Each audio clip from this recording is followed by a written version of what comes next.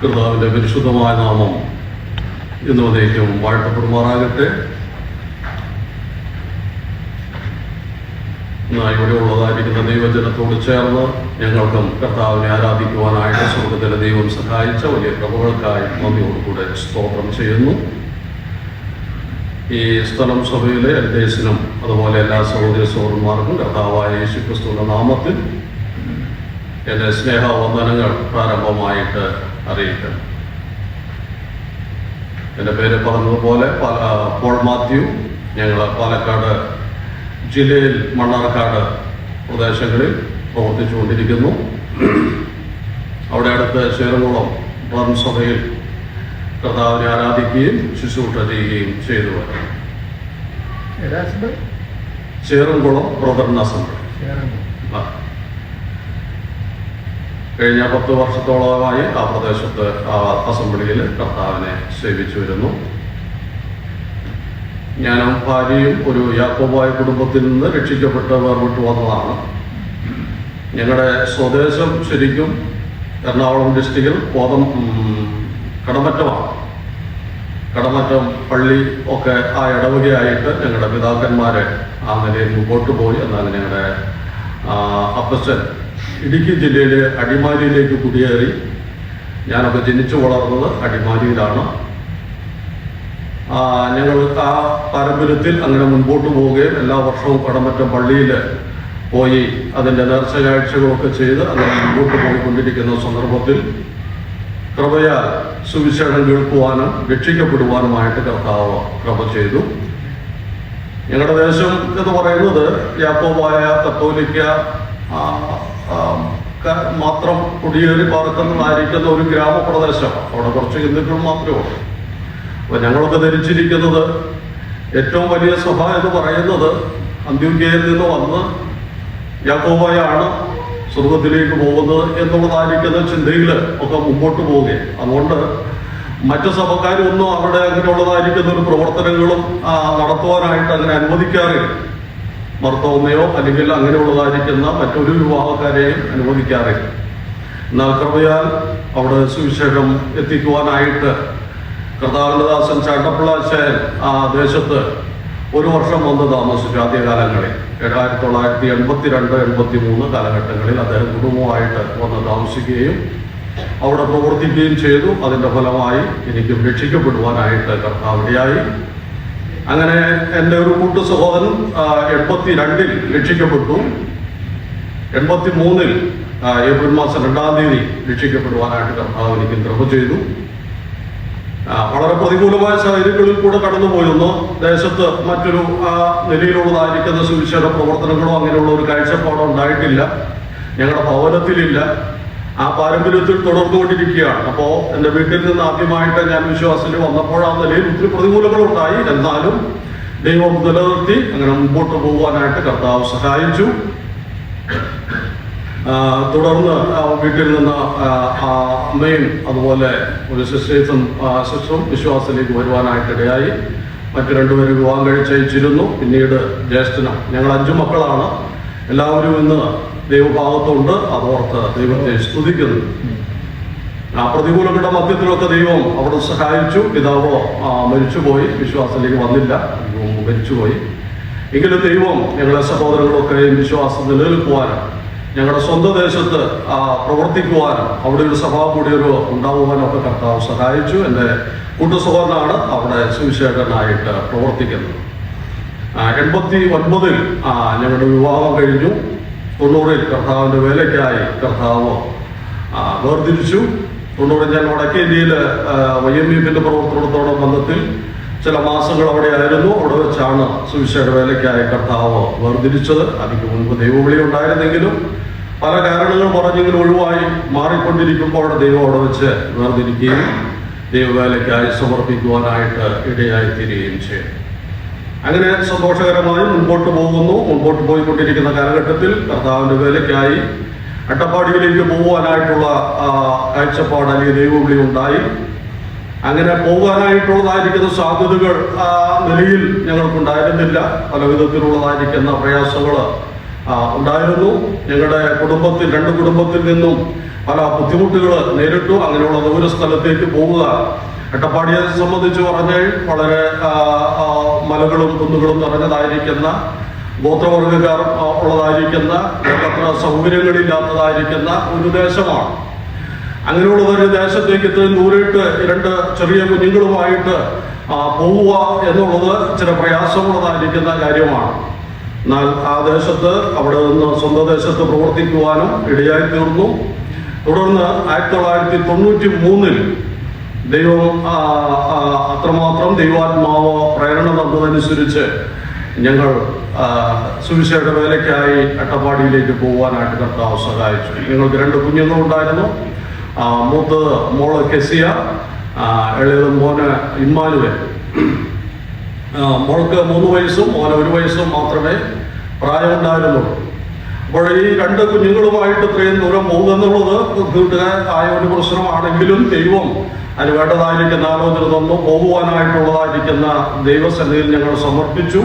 എന്നാൽ പോകാനായിട്ടുള്ള സാമ്പത്തികമായൊന്നും ഞങ്ങളുടെ കൈവശമില്ല.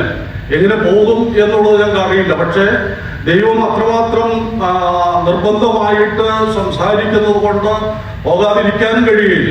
അപ്പോൾ ദൈവസന്നിധിയിൽ പ്രാർത്ഥിച്ചു എന്ത് ചെയ്യും എന്നുള്ളതിനെ കുറിച്ച് ഇങ്ങനെ ആലോചിച്ചപ്പോൾ കുറച്ച് ഫർണിച്ചർ വീട്ടിലുണ്ടാക്കിയിട്ടിരുന്നു. അത് വിറ്റ് 1000 രൂപ കിട്ടി. അങ്ങനെ 1000 രൂപയുമായിട്ട് ഞങ്ങൾ 2 കൈ കുഞ്ഞുങ്ങളുമായിട്ട് അട്ടപ്പാടിയിലേക്ക് യാത്ര ചെയ്യുവാനായിട്ടിടയാണ്. അത്യാവശ്യം ഞങ്ങൾ കൃഷിയും കാര്യങ്ങളും ഒക്കെ ആയിട്ട് മുമ്പോട്ട് പോകുന്നതാണ്. ആ സ്ഥലവും വീടൊക്കെ ഇട്ടിട്ട് ഈ കുഞ്ഞുങ്ങളുമായിട്ട് ഞങ്ങൾക്ക് പോകുവാനായിട്ട് കർത്താവ് സഹായിച്ചു. വാസ്തവത്തിൽ ഒരു വാടക വീട് പോലും എടുക്കാതെയാണ് ഞങ്ങൾ വിശ്വാസത്തെ യാത്ര തിരിച്ചത്. അതിക്ക് മുമ്പ് ദൈവവചനം പഠിച്ചപ്പോൾ ഞാൻ ദൈവവചനത്തിൽ നമ്മൾ വായിക്കുന്ന പോലെ എന്റെ നീതിമാൻ വിശ്വാസത്താൽ ജീവിക്കും എന്നുള്ളതായിരിക്കുന്ന ഈ വേദഭാഗം ഞാൻ പല ആവർത്തി വായിച്ചപ്പോഴും എനിക്കത് മനസ്സിലായി. ഞാൻ കർത്താവിനോട് ചോദിച്ചു, കർത്താവ് ഇത് ഇങ്ങനെ സാധിക്കും? ഈ കാലഘട്ടത്തിൽ നീതിമാൻ വിശ്വാസത്താൽ ജീവിക്കും എന്ന് പറയുന്നത് ഇതെങ്ങനെയാണ് സാധിക്കുക എന്ന് ഞാൻ കർത്താവിനോട് ചോദിച്ചു. വാസ്തവത്തിൽ അത് പഠിപ്പിക്കാനാണ് കർത്താവ് എന്നെ കുടുംബമായിട്ട് ആ ദേശത്തേക്ക് അയച്ചത്. അത് അനുഭവത്തിൽ കൂടെ, ജീവിതത്തിന്റെ അനുഭവത്തിൽ കൂടെ കർത്താവ് ഞങ്ങളെ അത് പഠിപ്പിച്ചു. അപ്പോൾ ഇങ്ങനെ വിശ്വാസത്താൽ നീതിമാൻ ജീവിക്കുമെന്നുള്ളത് ജീവിതത്തിന്റെ അനുഭവത്തിൽ കൂടെ ഞങ്ങൾക്കത് മനസ്സിലാക്കി കർത്താവ് തന്നു. യഹോവ നല്ലവരെന്ന് രുചിച്ചറിയുവാൻ അവനെ ശരണം പ്രാപിക്കുന്ന പുരുഷൻ ഭാഗ്യവാനെന്ന് നാം വായിക്കുന്നത് പോലെ ദൈവത്തെ നല്ലവനാണെന്ന് രുചിച്ചറിയുവാനായിട്ടുള്ള ഭാഗ്യം കർത്താവ് നൽകി. അതോർത്ത് നന്ദിയോടുകൂടെ സ്തോത്രം ചെയ്യുന്നു. ഞങ്ങൾ ആദ്യമായിട്ട് അട്ടപ്പാടിയിലേക്ക് ചെല്ലുകയും അവിടെ തൽക്കാലം ഒരു വീട്ടിൽ വാടകയ്ക്ക് താമസിക്കുകയും ചെയ്തു. അങ്ങനെ പ്രവർത്തനം ആരംഭിച്ചു. ഞങ്ങളുടെ ആദ്യത്തെ പ്രവർത്തനം എന്ന് പറയുന്നത് ഈ ആദിവാസി കോളനികളിൽ, ഊരുകളിൽ, അവിടെ ഊരെന്നാണ് പറയുന്നത്, ആ ഊരുകളിൽ ഉള്ള കുഞ്ഞുങ്ങളെ വിളിച്ചിരുത്തി അവർക്ക് ചില ബിസ്ക്കറ്റും മിഠായിയൊക്കെ കൊടുക്കും. അവരോട് ചെറിയ ചെറിയ ചെറിയ പാട്ടുകൾ അവരെ പഠിപ്പിക്കും, ചെറിയ വാക്യങ്ങൾ പഠിപ്പിക്കും. അങ്ങനെയാണ് ചെയ്തുകൊണ്ടിരുന്നത്. പിന്നീട് കുറച്ച് പഠിക്കുന്ന കുട്ടികളൊക്കെ ഉണ്ടായിരുന്നു. അതുകൊണ്ട് നമ്മൾ ഈ നിലയിൽ ചെയ്യുന്നത് അത് കുറച്ചുകൂടെ പ്രയോജനകരമായ നിലയിൽ ചെയ്യുവാനായിട്ട് ഞങ്ങൾ ട്യൂഷൻ ആരംഭിച്ചു. ഒരു ട്യൂഷൻ സെന്റർ തുടങ്ങി. അവിടെ ഫ്രീ ആയിട്ട് എല്ലാ കുഞ്ഞുങ്ങളെയും വിളിച്ചു വരുത്തി അവരെ ട്യൂഷൻ എടുക്കാനായിട്ട് പഠിപ്പിക്കുകയും അതിൽ കൂടെ ദൈവവചനം പഠിപ്പിച്ച് ആ നിലയിൽ അവരുടെ മാതാപിതാക്കളുമായിട്ട് ഉള്ളതായിരിക്കുന്ന ഒരു സമ്പർക്കം ഉണ്ടാകുവാനായിട്ട് കർത്താവ് ഇടയാക്കി തീർത്തു. അങ്ങനെ തുടർന്ന് ആ പ്രവർത്തനങ്ങൾ മുൻപോട്ട് പോകുവാനായിട്ട് സാധിച്ചു. വലിയ പ്രതികൂലങ്ങളിൽ കൂടിയാണ് കടന്നുപോയത്. രോഗവും പ്രയാസവും വേദനയും ദുഃഖവും പട്ടിണിയും ഒക്കെ ആ നാളുകളിൽ ഉണ്ടായിരുന്നു. ഞങ്ങളുടെ കുഞ്ഞുങ്ങൾക്ക് അവിടുത്തെ കാലാവസ്ഥയുടെ പ്രയാസം നിമിത്തം വലിയ പ്രയാസത്തിൽ കൂടെ കടന്നുപോയി. ഞങ്ങൾക്കും ആ നിലയിലുള്ളതായിരിക്കുന്ന പ്രതികൂലമായ സാഹചര്യങ്ങളും രോഗങ്ങളും ഞങ്ങളെ വല്ലാതെ അലട്ടി. എന്ത് ചെയ്യും എന്ന് ചിന്തിച്ചതായിരിക്കുന്ന ദൈവസന്നിധിയിൽ പ്രാർത്ഥിച്ചതായിരിക്കുന്ന നിലവിളിച്ചതായിരിക്കുന്ന ദിവസങ്ങളുണ്ടായിരുന്നു. എന്നാലും ഞങ്ങളൊരു തീരുമാനമെടുത്തു. ദൈവവേല വിട്ട് ഈ അട്ടപ്പാടിയിൽ നിന്ന് ഒരിക്കലും പുറകോട്ട് പോവുകയില്ല എന്നുള്ളൊരു തീരുമാനം ദൈവത്തിൽ ആശ്രയിച്ച് ഞങ്ങൾ 2 പേരും എടുക്കുവാനായിട്ട് ഇടയായിട്ട് ആ ഒരു തീരുമാനത്തിൽ ഞങ്ങൾ ഉറച്ചു നിന്നു. പ്രതികൂലങ്ങൾ വന്നു, പ്രയാസങ്ങൾ വന്നു, വേദനകൾ, ദുഃഖങ്ങൾ, പട്ടിണികൾ നല്ലൊരു ഹോസ്പിറ്റൽ കാണിക്കാനായിട്ടുള്ളതായിരിക്കുന്ന സാമ്പത്തികവും ഒന്ന് അവിടെയില്ല, രണ്ട് ഹോസ്പിറ്റൽ അവിടെയില്ല, കുറേ ദൂരം പോകണം. തമിഴ്നാടിന്റെ ബോർഡർ പ്രദേശത്ത് ഒരു ഡോക്ടർ മുരളീധരൻ ട്രൈബൽ മിഷന്റെ ഒരു ഹോസ്പിറ്റലാണ് അവിടെ അത്യാവശ്യം ഒരു നല്ല ഹോസ്പിറ്റൽ എന്ന് പറയത്തക്കവണ്ണം ഉള്ളത്. അവിടെ പോകണമെങ്കിൽ കുറെ ദൂരമാണ്, പ്രയാസങ്ങൾ ഒത്തിരി ഉണ്ടായി. ദൈവത്തെ ആശ്രയിച്ചു, ദൈവം അവിടെ സഹായിച്ചു, ഹോസ്പിറ്റലിൽ പോകുവാനായിട്ടിടയായി. ദൈവത്തിന്റെ കൃപ കൊണ്ടിരുന്നു, കുഞ്ഞുങ്ങൾക്ക് ആശ്വാസം നൽകി, പ്രവർത്തനങ്ങളിൽ മുൻപോട്ട് പോകുവാനായിട്ട് കർത്താവ് സഹായിച്ചു. 18-20 കിലോമീറ്ററോളം ഒരു ദിവസം നടന്ന് പ്രവർത്തിച്ചതായിരിക്കുന്ന ദിവസങ്ങൾ ഉണ്ടായിട്ടുണ്ട്. അങ്ങനെ ആദിവാസി ഊരുകളിൽ, കോളനികളിൽ ധാരാളം കടന്നുപോയി പ്രവർത്തിക്കുവാൻ, ജീസസ് ഫിലിം കാണിക്കുവാൻ, സുവിശേഷം അറിയിക്കുവാൻ കർത്താവ് കൃപ ചെയ്തു. മാത്രമല്ല, ഈ ഊരുകളിൽ അലഞ്ഞു നടന്നതായിരിക്കുന്ന കുഞ്ഞുങ്ങളെ വിളിച്ച് ഞങ്ങളുടെ വീട്ടിൽ ഞങ്ങളുടെ മക്കളോട് ഒരുമിച്ച് അവരെ താമസിപ്പിച്ച് സ്കൂളിൽ ചേർത്ത് പഠിപ്പിക്കുവാനായിട്ടിടയായിത്തീർന്നു. ചില വർഷങ്ങൾ അങ്ങനെ മുൻപോട്ട് കൊണ്ടുപോയി. എന്നാൽ ചില എതിർപ്പുകൾ പുറത്തുനിന്ന് ഉണ്ടാകുകയും ആ നിലയിൽ തുടരാനായിട്ട് സാധിക്കാതെ വന്നപ്പോൾ തൃശ്ശൂർ രഹാപോത്ത് ഓർഫനേജിലേക്ക് കൊണ്ടുപോയ കുഞ്ഞുങ്ങളെ ആക്കുവാനായിട്ടും അവിടെ പഠിപ്പിക്കുവാനായിട്ടും ഇടയായിത്തീർന്നു. അങ്ങനെ ഉള്ളതായിരിക്കുന്ന ശുശ്രൂഷകൾ നല്ല നിലയിൽ ചെയ്യുവാനായിട്ട് സ്വർഗത്തിന്റെ ദൈവം സഹായിച്ചു. ഞങ്ങള് അവിടെ ശുശ്രൂഷിച്ചുകൊണ്ടിരുന്നതായിരിക്കുന്ന സ്ഥലം സഭ എന്ന് പറയുന്നത് കുറവൻപാടിയാണ്. അട്ടപ്പാടിയിലെ കുറവൻപാടി എന്ന് പറയുന്നതായിരിക്കുന്ന ഒരു സ്ഥലം സഭ. അത് ഒത്തിരി ഉൾപ്രദേശത്താണ്. 8 കിലോമീറ്റർ ജീപ്പിന് യാത്ര ചെയ്തിട്ട് 5 കിലോമീറ്ററോളം മല കയറി വേണം ആ സ്ഥലത്തെത്താനായി. അവിടെ ഒരു ചെറിയ ഒരു കുടിയവരുണ്ടായി. കത്തോലിക്കയിൽ നിന്നും മറ്റുമൊക്കെ ആയിട്ട് ആദിവാസികളിൽ നിന്നൊക്കെ വേർപെട്ട് വന്നതായിരിക്കുന്ന ചില കുടുംബങ്ങൾ ഞങ്ങൾ ഒരുമിച്ച് അവിടെ ആരാധിക്കുവാനും ദൈവത്തെ സ്തുതിക്കുവാനുമായിട്ടിടയായിട്ട് മറ്റു ചില സ്ഥലങ്ങളിലും സഭാകുടിയർ ഉണ്ടാകുവാനായിട്ട് സ്വർഗത്തിലെ ദൈവം സഹായിച്ചു. അങ്ങനെ പ്രവർത്തനങ്ങൾ അനുഗ്രഹമായി മുൻപോട്ട് പോയി. അട്ടപ്പാടിയെ സംബന്ധിച്ച് ധാരാളം 178 കോളനികളാണ് അവിടെ ഉള്ളത്. ധാരാളം കോളനികളിൽ സുവിശേഷം അറിയിക്കുവാൻ, ദൈവവചനം കൊടുക്കുവാനായിട്ട് കർത്താവ് സഹായിച്ചു. അവസാനമായിട്ട് അവിടെ ഒരു മൂപ്പന്റെ കയ്യിൽ, ഒരു ഊരില് ഒരു മൂപ്പനുണ്ട്. അത് ആ നിലയിൽ അദ്ദേഹത്തിന്റെ കൈകളിൽ സമ്പൂർണ്ണ ബൈബിൾ പ്രാർത്ഥിച്ച് കൊടുക്കുവാനായിട്ട് കർത്താവ് സഹായിച്ചു. അവിടെ ഉള്ളതായിരിക്കുന്ന ആദിവാസികൾക്ക് എല്ലാവർക്കും വായിക്കാനൊന്നും എഴുതാനൊന്നും അറിയില്ല. എന്നാൽ പുതിയ തലമുറകൾ അവർ വായിക്കുകയും എഴുതുകയും ഗവൺമെന്റ് ജോലികൾ സമ്പാദിക്കുകയൊക്കെ ചെയ്യുന്നുണ്ട് ഈ നാളുകളിൽ.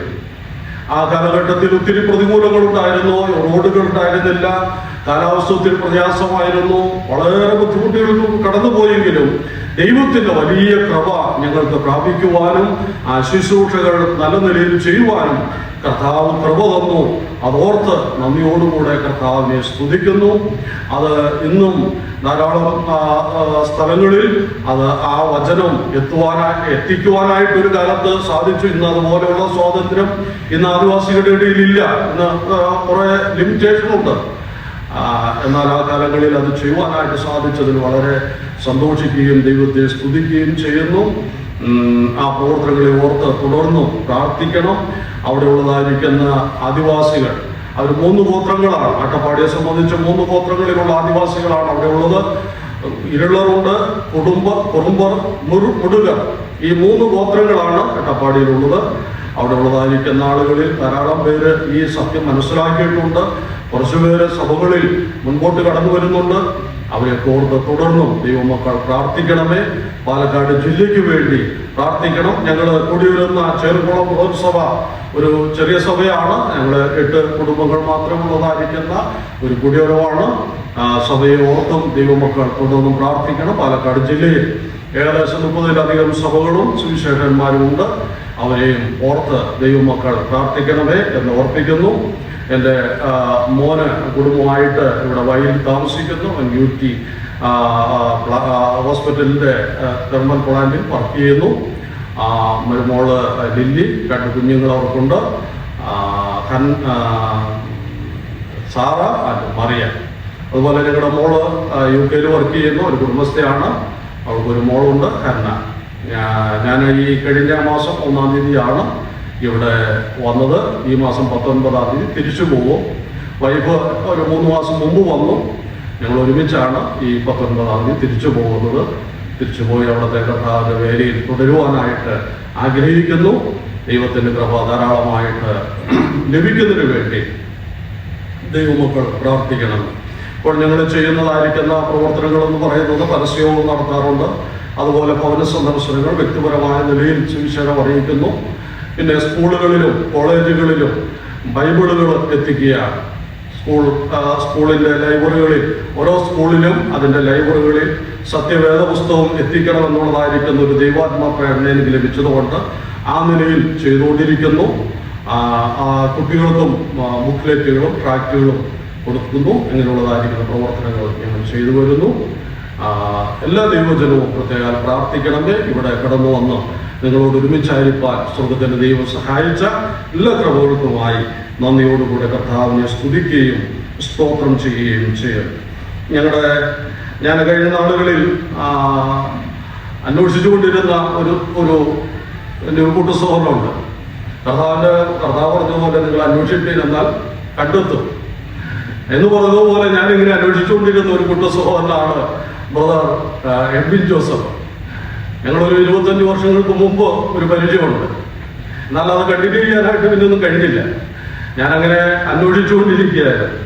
എന്നാലിങ്ങനെ കണ്ടെത്തുവാൻ ഇന്നാണ് ആദ്യമായിട്ട് ഞങ്ങൾ നേരിട്ട് കാണുന്നത്. അങ്ങനെ കണ്ടെത്തുവാനും കർത്താവിൽ ക്രിസ്തുവിൽ ഞങ്ങളുടെ സ്നേഹം ഒന്നുകൂടെ പുതുക്കുവാനും ഇടയായിത്തീർന്നു. അവർ ദൈവത്തെ സ്തുതിക്കുന്നു. പ്രിയ സഹോദരന് പ്രത്യേക നന്ദി പറയുന്നു. കുടുംബമായ ദൈവം അവരെയും അനുഗ്രഹിക്കുമാറാകട്ടെ. അല്പസമയത്തെ ഒരു വചന ധ്യാനത്തിനായിട്ട് സദൃശവാക്യങ്ങൾ 13-ാം അധ്യായത്തിൻ്റെ 13-ാമത്തെ വാക്യം വായിക്കാനായിട്ട് ഞാൻ ആഗ്രഹിക്കുകയാണ്. സദൃശവാക്യങ്ങൾ 3-ാം അധ്യായം 13-ാമത്തെ വാക്യം.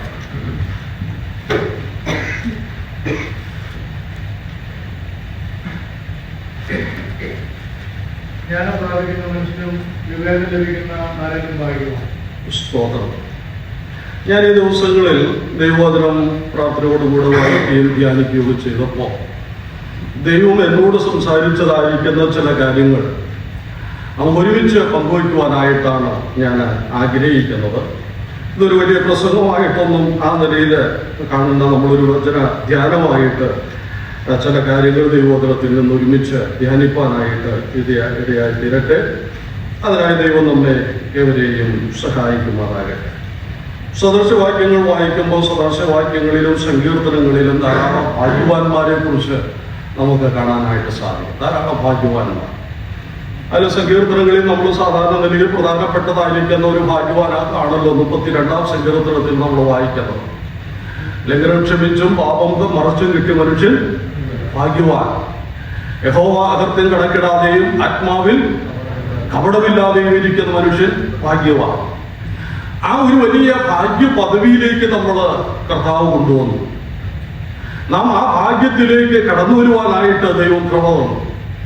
ഭാഗ്യവശാൽ എനിക്കും ഈ ഭാഗ്യ പദവിയിലേക്ക് വരുവാനായിട്ട് സാധിച്ചു. യാതൊരു യോഗ്യതയും ഒന്നും പറയാനായിട്ടില്ല. എന്നാൽ ദൈവം കരുണ കാണിച്ചു, ഈ ഭാഗ്യത്തിലേക്ക് കൊണ്ടുവന്നു. ഇത് നാം ഏതെങ്കിലും നിലയിൽ അധ്വാനിച്ചു നേടിയതല്ല, ദൈവത്തിന്റെ കൃപ കൊണ്ട് നമുക്ക് ലഭിച്ചതായിരിക്കുന്ന ഒന്നാണ് ഈ ഒന്നാമത്തെ ഭാഗ്യം എന്ന് പറയുന്നത്. ലംഘനം ക്ഷമിച്ചും പാവം മറച്ചും കിട്ടിയ ആ മനുഷ്യനായിട്ട് ഞാനിവിടെ നിൽക്കുവാനും നമ്മൾ ഓരോരുത്തരും ദൈവസന്നിധി നിൽക്കുവാനുമായിട്ട് ഇടയായിത്തീരുന്നത് ദൈവത്തിന്റെ കൃപയും ദൈവത്തിന്റെ കരുണയും ദൈവത്തിന്റെ സ്നേഹവും മനസ്സലിവും മാത്രമാണ് എന്ന് ഓർത്തുകൊണ്ട് നന്ദിയോടുകൂടെ കർത്താവിനെ നമുക്ക് സ്തുതിക്കുകയും സേവിക്കുകയും ചെയ്യാം. രണ്ടാമത്, ഇവിടെ നമ്മൾ വായിച്ചതായിരിക്കുന്ന ഒരു ഭാഗ്യവാനെ കുറിച്ച് പറയുന്നുണ്ട്. ഈ ഭാഗ്യത്തെ കുറിച്ച് പറയുമ്പോൾ ഇത് നമുക്ക് ഏതെങ്കിലും നിലയിൽ ലഭിക്കുന്നതായിരിക്കുന്ന ഒരു ഭാഗ്യമല്ല, പിന്നെയോ നാം നേടേണ്ടതായിരിക്കുന്ന ഭാഗ്യമാണ്. അങ്ങനെ നേടുന്ന മനുഷ്യനാണ് ഭാഗ്യവാൻ. ഇവിടെ വായിക്കുന്നത് അങ്ങനെയാണല്ലോ, ജ്ഞാനം പ്രാപിക്കുന്ന മനുഷ്യനും വിവേകം ലഭിക്കുന്ന നരനുമാണ് ഭാഗ്യവാൻ. ജ്ഞാനം ലഭിക്കുന്നതായിരിക്കുന്ന മനുഷ്യൻ, വിവേകം നേടുന്നതായിരിക്കുന്ന ആ നരൻ, അവൻ ഭാഗ്യവാനാണ്, അവൾ ഭാഗ്യവതിയാണ്. ദൈവസന്നിധിയിലുള്ളതായിരിക്കുന്ന ഭാഗ്യത്തെക്കുറിച്ച് നമുക്കത് കാണാനായിട്ട് സാധിക്കും. അപ്പോൾ ഈ കാര്യങ്ങൾ ദൈവസന്നിധിയിൽ നമ്മൾ നേടേണ്ടതായിരിക്കുന്ന, പ്രാപിക്കേണ്ടതായിരിക്കുന്ന ചില കാര്യങ്ങളെ കുറിച്ചാണ് വചനം നമ്മെ പഠിപ്പിക്കുന്നതായിരിക്കുന്ന ഒന്ന്. ഇതെങ്ങനെ നമുക്ക് നേടാൻ കഴിയുമെന്നുള്ളത് 2-ാം അധ്യായത്തിന്റെ 6-ാമത്തെ വാക്യത്തിൽ ഇവിടെ നമുക്ക് കാണാനായിട്ട് സാധിക്കുന്നുണ്ട്. 2:6 യഹോവയല്ലോ ജ്ഞാനം നൽകുന്നത്, അവന്റെ വായിൽ നിന്ന് പരിജ്ഞാനവും വിവേകവും വരും. ഇത് എവിടെ നിന്നാണ് വരുന്നത് എന്നുള്ളതാണ്. യഹോവയല്ലോ ജ്ഞാനം നൽകുന്നത്, അവന്റെ വായിൽ നിന്ന് പരിജ്ഞാനവും വിവേകവും വരുന്നു. അപ്പൊ ദൈവമാണ് നമുക്ക് ജ്ഞാനം നൽകുന്നത്. ദൈവത്തിൽ നിന്നാണ് പരിജ്ഞാനവും വിവേകവും പ്രാപിക്കുന്നത്. അങ്ങനെ ദൈവത്തിൽ നിന്ന് ജ്ഞാനവും പരിജ്ഞാനവും വിവേകവും പ്രാപിച്ചുകൊണ്ട് ജീവിക്കുന്നതായിരിക്കുന്ന ഒരു ദൈവവൈതലാണ് യഥാർത്ഥത്തിൽ ഭാഗ്യവാൻ എന്ന് നമുക്ക് കാണുവാനായിട്ട് സാധിക്കും. അത് ദൈവത്തിൽ നിന്ന് ലഭിക്കേണ്ടതായിരിക്കുന്ന കാര്യമാണ്.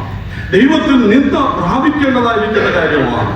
അത് പ്രാപിക്കുമ്പോൾ നാം ഭാഗ്യവാന്മാരായി, ഭാഗ്യവതികളായി തീരുവാനായിട്ട് ഇടയായി തീരും എന്ന് നമുക്ക് കാണുവാനായിട്ട് സാധിക്കുന്നുണ്ട്. അപ്പൊ ദൈവത്തിൽ നിന്ന് നമുക്ക് ലഭിക്കുമ്പോഴുള്ളതായിരിക്കുന്ന ചില കാര്യങ്ങളെ കുറിച്ചും നമുക്കവിടെ മനസ്സിലാക്കാനായിട്ട് സാധിക്കുന്നത് ഈ സദൃശവാക്യങ്ങൾ 6, 7, 8 അധ്യായങ്ങളൊക്കെ വായിക്കുമ്പോൾ ഈ വിവേകത്തെ കുറിച്ചും ജ്ഞാനത്തെ കുറിച്ചും പരിജ്ഞാനത്തെ കുറിച്ചും വളരെ വിശുദ്ധമായിട്ട് പരിശുദ്ധാത്മാവ് നമുക്ക് നൽകുന്നുണ്ട്. ഇത് പ്രാപിച്ചാൽ അത് വലിയ സമ്പത്ത് നേടുമെന്നും മാത്രമല്ല മുത്തുകളെക്കാൾ വിലയേറിയതാണെന്നും ഒക്കെ നമുക്ക് കാണാനായിട്ട് സാധിക്കുന്ന ഒന്നാണ്. അപ്പൊ ദൈവത്തിൽ നിന്നുള്ളതായിരിക്കുന്ന ഈ ജ്ഞാനവും പരിജ്ഞാനവും വേഗവും പ്രാപിക്കുമ്പോൾ നാം ദൈവത്തിൽ കൂടുതൽ ആശ്രയിക്കുന്നവരായി, ദൈവത്തിന് കൂടുതൽ പ്രയോജനമുള്ളവരായി, ദൈവത്തിന് കൂടുതൽ ഫലം കായ്ക്കുന്ന ദൈവവൈതലായി തീരുവാനായിട്ട് ഇടയായി തീരും എന്നുള്ളതിന് യാതൊരു സംശയവുമില്ല. ഈ നശ്വരമായിരിക്കുന്ന ലോകത്തിൽ, ഈ ഇരുൾ നിറഞ്ഞതായിരിക്കുന്ന ഈ ലോകത്തിൽ, പാപവും ലേച്ഛതയും നിറഞ്ഞതായിരിക്കുന്ന ഈ ലോകത്തിൽ ജ്യോതിഷ് പോലെ പ്രകാശിക്കുവാൻ ഇടയായി തീരണമെങ്കിൽ ഞാനും നിങ്ങളും ദൈവസന്നിധിയിൽ ശോഭിക്കുന്നവരായി, ദൈവത്തിന്റെ പ്രയോജനമുള്ളതായിരിക്കുന്ന ഒരു ദൈവപൈതലായി ഈ ഭൂമിയിൽ നാം തീരണമെങ്കിൽ ഈ ദൈവത്തിൽ നിന്ന് ജ്ഞാനവും വിവേകവും പരിജ്ഞാനവും ലഭിച്ചെങ്കിൽ മാത്രമേ നമുക്ക് ജീവിക്കാനായിട്ട് സാധിക്കുകയുള്ളൂ. നമ്മുടെ ആത്മീയ ഗോളത്തിൽ, ആത്മീയ ജീവിതത്തിൽ പരാജയപ്പെട്ടു പോകാതെ വിശ്വസ്തയോടുകൂടെ കർത്താവിന് വേണ്ടി, ക്രിസ്തുവിന് വേണ്ടി നിൽക്കുവാനിടയായി തീരണമെങ്കിൽ ദൈവത്തിൽ നിന്നുള്ളതായിരിക്കുന്ന ഈ പരിജ്ഞാനവും വിവേകവും ജ്ഞാനവും നമുക്ക് ആവശ്യമാണ്. അത് ലഭിക്കുമ്പോഴാണ് നാം ധന്യരായിത്തീരുകയും നാം അനുഗ്രഹിക്കപ്പെടുകയും ചെയ്യുന്നത്. അതിന്റെ 14, 15 ഒക്കെ വാക്യങ്ങൾ വായിക്കുമ്പോൾ, ഈ 3-ാം അധ്യായത്തിന്റെ 14, 15 ഒക്കെ വായിക്കുമ്പോൾ നമുക്കവിടെ കാണാനായിട്ട് സാധിക്കുന്നത് അതിന്റെ സമ്പാദനം വെള്ളിയുടെ സമ്പാദനത്തിലും അതിന്റെ ലാഭം തങ്കത്തിലും നല്ലതാണ്. അത് മുത്തുകളിലും വിലയേറിയത്. നിന്റെ മനോഹര വസ്തുക്കളൊന്നും അതിന് തുല്യമാണ്. ഇത് വിലയേറിയ ഒന്നാണ്. അത് തിരിച്ചറിയുക എന്നുള്ളതാണ് ഒരു ദൈവപൈതലിനെ സംബന്ധിച്ച് ഏറ്റവും പ്രധാനമായിട്ടുള്ള കാര്യം. ഈ ലോകത്തിൽ ഏറ്റവും വിലയേറിയതായി കാണുന്നതായിരിക്കുന്ന ചില വസ്തുക്കളുണ്ട്. ആ വസ്തുക്കളെക്കാളും വിലയേറിയതാണ് ഈ വിവേകവും പരിജ്ഞാനവും ദൈവീകമായ ജ്ഞാനവും എന്നുള്ളത് തിരിച്ചറിയുവാനായിട്ട് നമുക്ക് കഴിയുമ്പോൾ അത് ദൈവത്തെ കുറിച്ചുള്ളതായിരിക്കുന്ന അറിവ് നമ്മളെ വർദ്ധിപ്പിക്കുവാനായിട്ട് ഇടയായിത്തീരും. ആ തിരിച്ചറിവ് നമുക്കുണ്ടാകുമ്പോൾ ദൈവത്തെ കൂടുതലായി സ്നേഹിക്കുവാനായിട്ട് നമുക്ക് സാധിക്കും.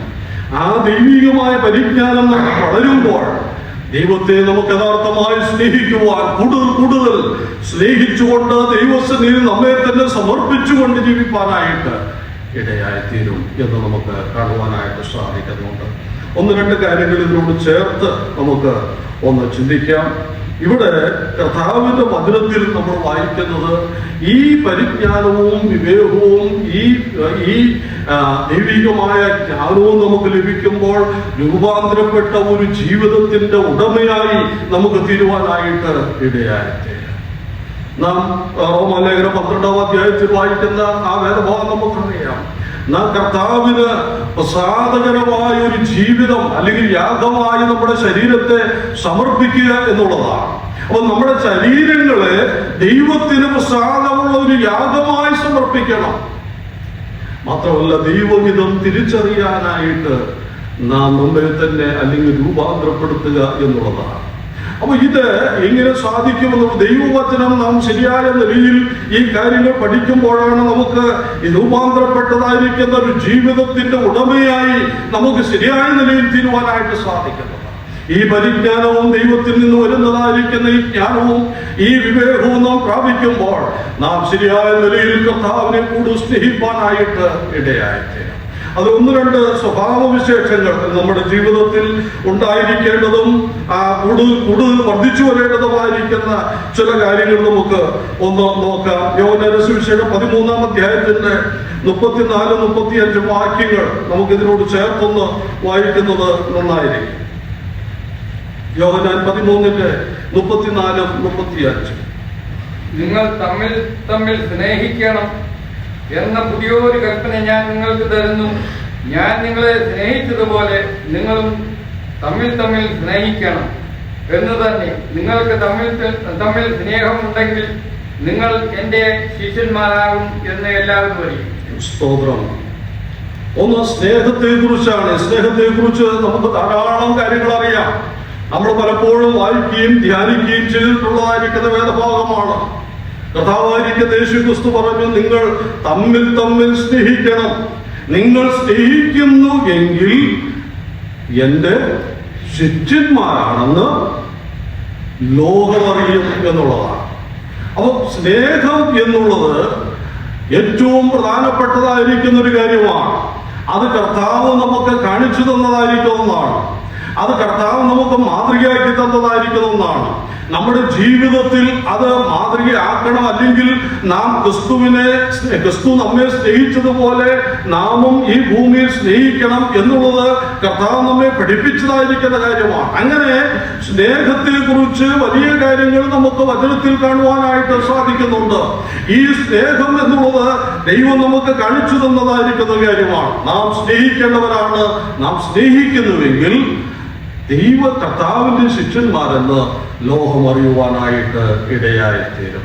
സ്നേഹം സകല ലംഘനങ്ങളെയും ക്ഷമിക്കുന്നു എന്നുള്ളതാണ്, അല്ലെങ്കിൽ മറയ്ക്കുന്നു എന്നുള്ളതൊക്കെ നമുക്ക് കാണുവാനായി സാധിക്കുന്നു. മാത്രമല്ല, പുതിയ നിയമത്തിൽ സ്നേഹത്തിന്റെ ഒരു അധ്യായം തന്നെ പൗലോസ് ശ്ലീഹ പരിശുദ്ധാത്മാവിനാൽ രേഖപ്പെടുത്തിയത് നമുക്കറിയാം.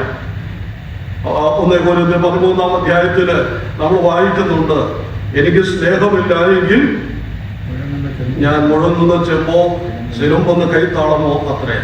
അപ്പൊ എനിക്ക് പ്രവചനപരമുണ്ടായിട്ട്, എനിക്ക് സകല മർമ്മങ്ങളെയും കുറിച്ചുള്ളതായിരിക്കുന്ന ജ്ഞാനമുണ്ടായിട്ട് എനിക്ക് സ്നേഹമില്ല എങ്കിൽ ഞാൻ ഏതുമില്ല.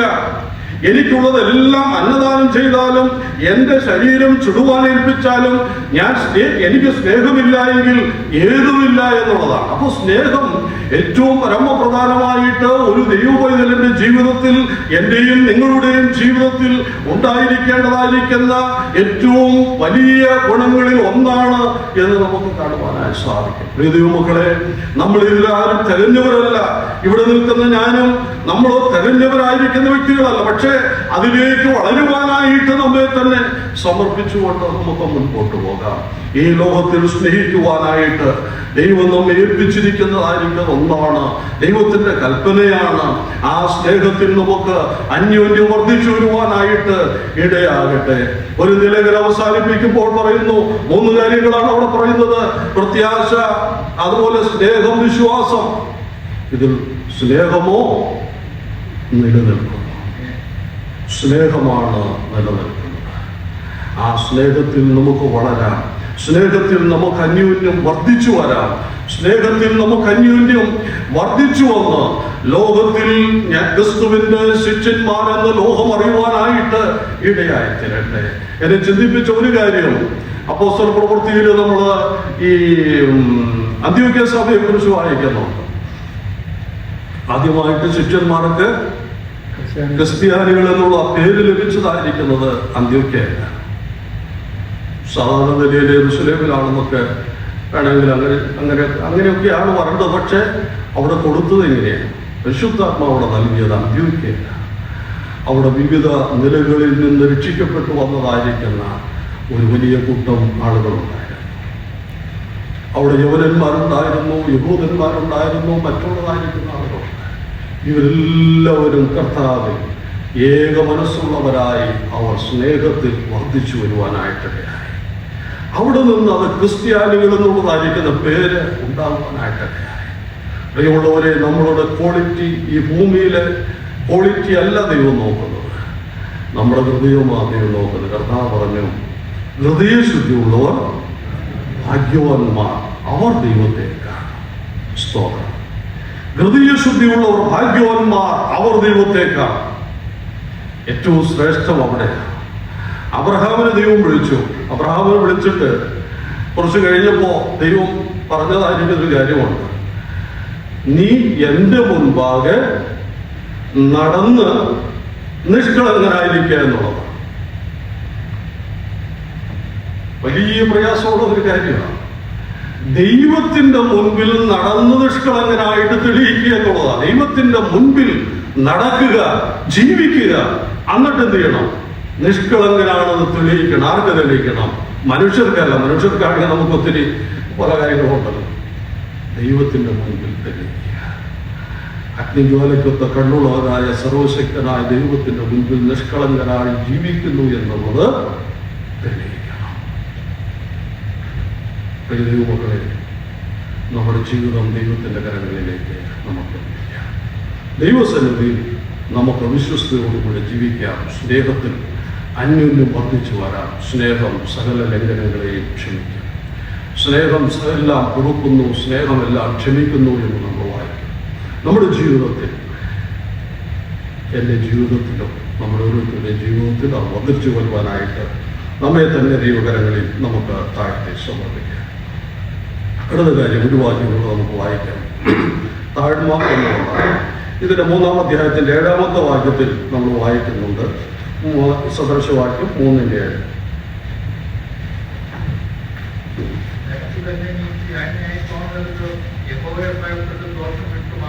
സ്തോത്രം. നിനക്ക് തന്നെ നീ ജ്ഞാനിയായിട്ട് തോന്നരുത്. അടുത്ത എന്താ പറയുന്നത്? യഹോവയെ ഭയപ്പെട്ട് ദോഷം വിട്ടുമാറുക എന്നുള്ളതാണ്. ജ്ഞാനം പ്രാപിച്ചു കഴിയുമ്പോൾ ഉണ്ടാകേണ്ടതായിരിക്കുന്ന 2ാമത്തെ ഗുണമാണ് ഇവിടെ പറയുന്നത്. താഴ്മ ധരിച്ചുകൊണ്ട് മുൻപോട്ട് പോവുക എന്നുള്ളതാണ്. അപ്പൊ ജ്ഞാനം പ്രാപിച്ച ഒരു വ്യക്തിയെ സംബന്ധിച്ച് താഴ്മയുള്ളവനായി ജീവിക്കുവാനായിട്ട് ദൈവസന്നിധിയിൽ തന്നെ സമർപ്പിച്ചുകൊണ്ട് മുൻപോട്ട് പോകുന്നു.